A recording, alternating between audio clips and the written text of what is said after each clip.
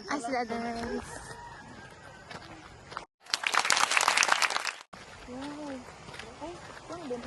Yes. It's may sapa man ni good. Sapa ni siya guys. Sapa. Sakto? Hapit pa ta? What?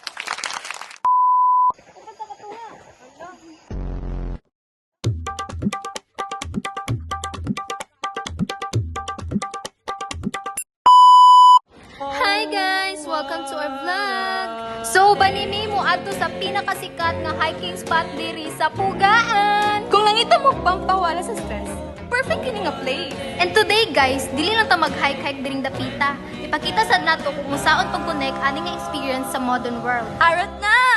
Sa mga wala kabalo mga day, ang Mount Agad-Agad kay around 520 meters above sa sea level. Og known gani siya nga beginner-friendly na mountain, pero di jud ko sure day kay gipanghangak gyud mig kat-kat diring dapita day.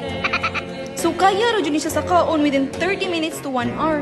Pero bugat mo jud kay mong lawas day, so wag na abtan mig mga 2 hours kapin. And sa generation karon mga day, daghan na kaayong naga-hiking, naga-jogging para sa ilang health and mental wellness.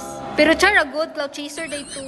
So karon na nato sa modern world, atong phones dili siya pang chat ug tawag. So gamiton ni siya sa pang documentary.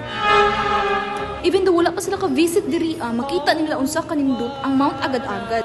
And grabe mga day, ginaingnan jud ta mo wala na kami ma-feel jud nimo ang fresh air ug ka-peaceful sa lugar mga day. Pero di lang jud ta magkumpiyansa mga day basi yung mga hulog ta diri. Maong hinay-hinay lang jud ta para iwas disgrasya and maabot ta sa ato ang destinasyon.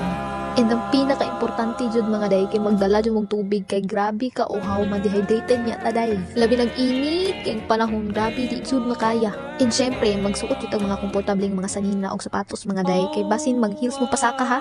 And day, pag abot nito nimo sa taas, grabe, makaingon jud kag wow jud kaayo, worth it jud kaayo imong pagsaka mga day. Grabe nindot jud kaayo ang view mga day, di jud nimo malimtan. Makita jud ninyo ang whole city of Iligan mga day. And perfect siya for sunrise or sunset. Grabe, super relaxing jud kaayo siya. But before mo musaka mga day, always check the weather for safety kay basi mag-ulan na mga ligyas niya mo day. And ayaw taon makalimot na i-practice ang leave no trace mga day. Like dili ibilin ang mga basura bisag asa mga day. Kaya importante jud kaayo ang responsible tourism para ma-preserve ang mga lugar sama sa Mount Agad-Agad. So, mauna to guys, unta na-enjoy mo sa among adventure and experience sa pagsaka sa Mount Agad-Agad.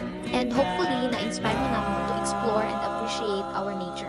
Thank you for watching! See you next time! Bye!